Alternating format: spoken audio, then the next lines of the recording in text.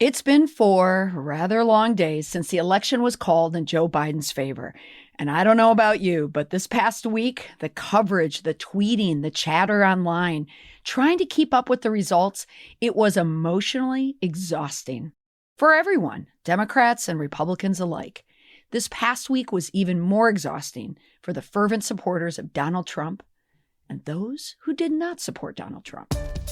Well, we're seeing streams of people coming up right by the White House on 15th Street. We decided to come out here, so we've been up basically for the past 72 hours, watching every single state, making sure that our vote counted. We are watching you! We are watching you! I back Trump because one thing, the difference between Trump and Biden is Trump tells you how great the country is, how he loves everyone in the country.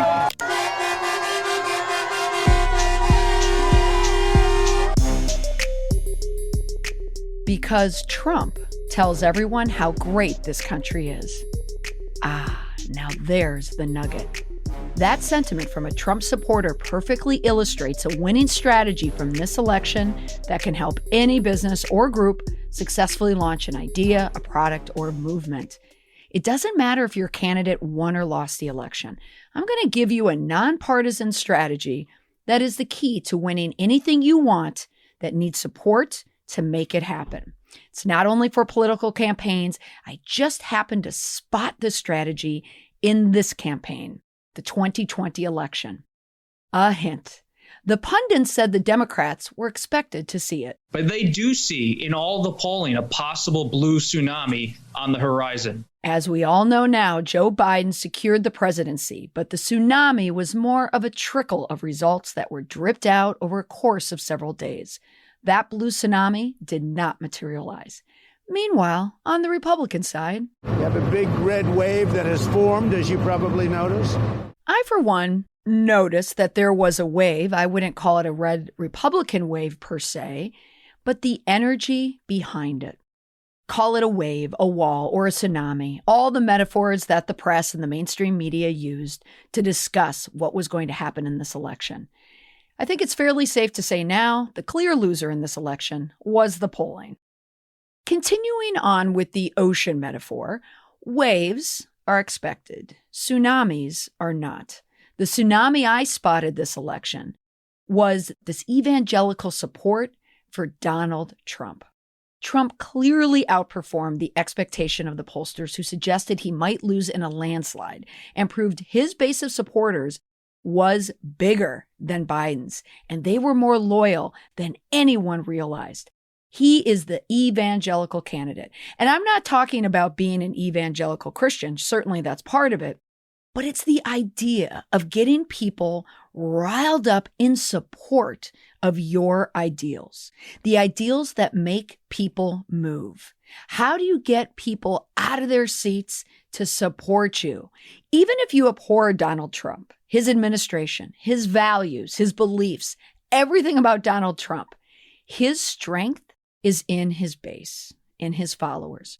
Trump may be gone for now or not, but Trumpism, that will be around for a while. That Trumpism is another word for mobilization.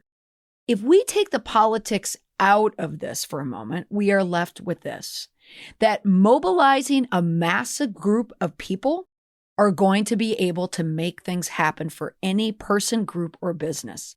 Bring the politics back in.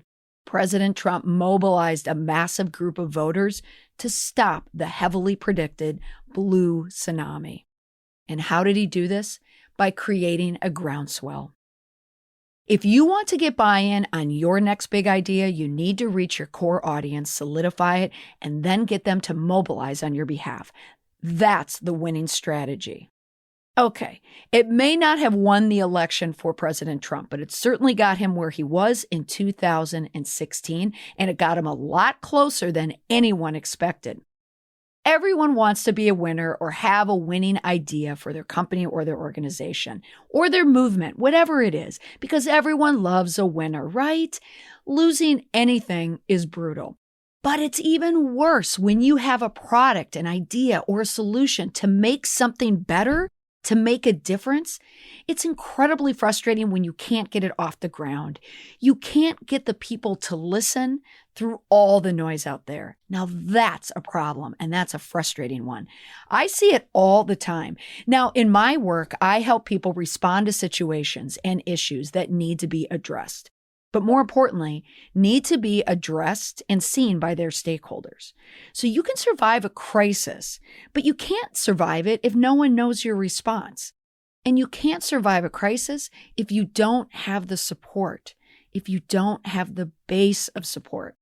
So here are 3 tips for getting that buy-in and winning support from your stakeholders. How to stop failure and find success. 1, identify your stakeholders. Find your fans. Learn who they are and what makes them tick. Yes, anyone wants growth and reach at the same time. But most failures, I believe, are attributed to fighting the battles you can't win or trying to reach the people you never will. Focus on your fans first and let them amplify your message through their support. So whether they're internal stakeholders, your peers, your colleagues, people who you work with, or your customers, your consumers, find out the people who already believe in you or who already believe in this idea. Now, how could Trump get hundreds of groups to create Trump trains around the U.S.? The cars, the trucks with the flags and the signs driving through towns. That's mobilization. Side note, I have no idea how they coordinated these Trump train drive-bys. My guess was that it was planned from a GPS tracker that was placed in my car because whenever I needed to be somewhere in a hurry, there was a Trump train pulling out right ahead of me. But that's just me. Donald Trump's base. Now, broadly speaking, who are they? Besides the people who want to make me late wherever I need to go. But I looked at census data analyzed by the Brookings Institution and NPR. And in 2016, Trump's win was helped by having a record margin among white voters without a college degree. This was the same demographic that helped Ronald Reagan secure his second term in 1984. Now, the number of that demographic has decreased since the last election, but some other demographics, whites with a college degree, Latinos, and to a lesser extent, Asian Americans and other groups have all gone up. Trump is also the anti-political establishment candidate. He's business-minded. His voters believe that he could strengthen the economy. They're conservative, they're rural, they're Christian, groups that may have been overlooked this time. Now, in my work, I interact with many people who fit this bill. They're Trump fans. I work with a number of rural cooperatives and utilities, telecommunications, credit, and lending. I see their passion for President Trump, and before that, candidate Trump, firsthand. And it never seemed to match the mainstream media's coverage of President Trump. I've lived in big media markets my whole life, and now I'm in New England, so it's safe to say I'm not commingling with Southern conservatives every single day. But I never ruled out Trump in this campaign because I saw his base firsthand before the coronavirus. I spoke with them on topics like public opinion, the press, policies. I didn't see that same type of energy when I would speak to someone who was liberal leaning, or if someone who I knew probably leaned more Democrat, unless there was an issue that came up, perhaps discussing renewables, for instance, or clean energy. I could see all the energy behind it, but it was much, much different than speaking to someone who had energy for Trump. And a personal anecdote, when I'm out driving with my dog Finbar to find new hiking trails, I see Trump-Pence signs easily 10-1 to Biden-Harris signs. Easy. So the more rural you get, the more you see the signs. Now, how does all of this apply to you and your idea? Before you roll out any plan, first, identify the people who will support it. Who will buy in simply because it's from you or your organization? You want to target them first. If it's in your office, if it's with your colleagues, your peers, speak to them first. Get feedback. Get their support by letting them in early. Make people feel special for sharing that information with you. Give them a deal. Give them a reason to buy into you. Make a promise that you know will be received warmly. This is how you build a base. get people to believe in you by believing in your idea. 2, promise something using clear and concise messaging. Tie in your promise to an ideal. Now, I was once told that an ideal is an idea that you are 100% passionate about. You bleed that ideal, and people will notice. They'll not only follow you, you'll get the buy-in, but you'll get these evangelists that will help spread your word. Now, back to President Trump. How do you know if someone is a Trump supporter? There were many secret Trump followers out there, but many really weren't. They were very open about their support of President Trump. The red hat, the red signs, the boisterous rallies and the chants. Sleepy Joe, fire Fauci, lock her up. Donald Trump branded his candidacy with an easy-to-understand promise. And that promise was simple. Make America great again. Now, where was Joe Biden's merch, his movement, his chants, his quips, his promise? You didn't see Joe Biden out on the campaign stoop talking about all these things because Joe Biden wasn't the movement. The idea of getting rid of Trump was the movement. That was the undercurrent that was happening there. The move for change was the promise if you voted for Joe Biden. Vote Joe, you get change. That's one of the reasons why you didn't see Joe Biden on the campaign trail that much. Yes, the pandemic prevented him from campaigning, but also it was a lot easier for President Trump to campaign when you're the anti-mask candidate. Now, Biden's campaign initially tamped down Joe and everything that Joe was standing for and what Joe was saying out on the trail and made it more about the ideal of re-emerging. We're going to come out of this. So now that Biden is now the president-elect, you've seen his transition website come out. You've seen the new slogan, "Together we'll build back better." Joe Biden for president. Move beyond the alliteration and you hear the promise. Build back better. Make America great again. Funny, isn't it? Both slogans make the same promise. It's just the person who said it that's different. Remember, people love promises. Next, third, and finally, choose the right channel to communicate. Quick, which communication channel was President Trump's channel of choice? Tweet, you're right, it was Twitter. Now, President Trump, he is the master of that medium on social media. The most unique takeaway of Donald Trump's time in office was he was considered the first Twitter-based president of the United States. His intense and unprecedented use of Twitter as a political tool was something you'd never seen before with any president. President Obama had a Twitter page, but he did not use it as a first choice of messaging. It was purely supplemental. President Trump, that was his first person voice, Twitter. It's very similar to JFK, our first televised president who effectively used the medium during his time in the White House. And he started it most notably during his campaign to occupy the White House when he was declared the victor of the televised debates against Richard Nixon.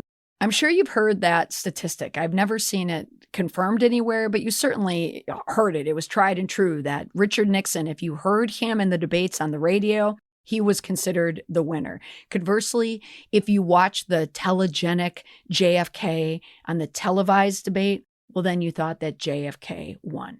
Certainly, not only did he win the presidency during that election, but he won the art of using television. Now, President Reagan, the great communicator, he deftly used the podium, the spoken word, to deliver passionate speeches and zingers, most notably during his debates, as he did in the 1984 election when many voters voiced their concern with Reagan's age. I recall yet that President Kennedy had to go for days on end with very little sleep during the Cuba Missile Crisis. Is there any doubt in your mind that you would be able to function in such circumstances? Not at all, Mr. Truitt, and I want you to know that also I will not make age an issue of this campaign. I am not going to exploit for political purposes my opponent's youth and inexperience. Now, can you believe it? At 73, Reagan was already the oldest president in history. By comparison, Donald Trump is 74 and Joe Biden is 77. What does this mean to you, the listener? You want to capture your audience where you can build your base on your channel of choice. Master a medium where you feel more in control, which is another way of saying where you feel most comfortable. Is it in a place with 280 characters? Is it in a safe place that's professional, like LinkedIn? Is it broadcasting a meeting or a town hall that you are speaking at on Facebook? Is it on Facebook Live? So is it live streaming? Or are you better with recorded video, with post-production, where you can edit what you say? Is it a blog, a newsletter, or direct mail? Is it the written word, or is it speaking in person? Whichever channel you choose, choose wisely. How do you know which channel is the best for you to use? It's usually the channel where you feel most in control, where you feel the safest, where there are boundaries, where there are guardrails in place to protect you. It's where you always know the rules of the road. If something does go wrong, if you say the wrong thing or if something happens, you immediately know how to fix it, whether it's deleting it, taking it down, or being able to respond. But all roads lead to comfort. And also, where you're most comfortable is usually where your audience is, because they see you at your most comfortable and they're going to start flocking to that place. Trump knows it's Twitter. My guess is that President Trump likes it for the reach and for the short confines of the 280 characters. Now, my mission and my work is I help demystify and take the fear out of using online and social media for business leaders, organizations, and their communicators. I really believe it is the least expensive way to amplify your message quickly in good times and bad. Now, I've heard every challenge for why people don't want to use social media or online media for their professional life or for their company. I understand it, but no one, and I mean no one, has ever convinced me why anyone should not use it professionally. Simply put, in 2020, as we're heading into 2021, you cannot build a groundswell for anything on a company blog. You own a company blog. Anything that you own from a company, people aren't going to. You have to go to the places where you rent space, and that's social media. Yes, it's a rental space, but that's where everyone is. Here's a quick question. What is the website URL for Donald Trump? Do you know it? Here's an admission. I didn't know it. I had to look it up. I had no idea. But, well, obviously, it's donaldjtrump.com. But I wasn't confident saying that. I had to look it up. I've never been there before. Why? Because he's always on Twitter. What's even on that website? Like, President Trump is not on that website. Now I'm going to ask you this. What is Donald Trump's Twitter handle? You don't even have to have a Twitter account to know that it's at real Donald Trump. Now, the real was from a time before there was a verified blue check. Do you remember that time when everyone was at the real? Well, Donald Trump never changed it. He kept it. But that's his Twitter handle, and most people know that handle, even if they never ever see it. It shows the power of the medium. And there you have it, the winning strategy, people, for reals. Here's the overall takeaway if you want to get buy-in on your next big thing, your next big idea, your next big movement. So these are the top 3 takeaways for creating a groundswell strategy. Number 1, identify your base. Who are the initial people who can help form that rock solid foundational base?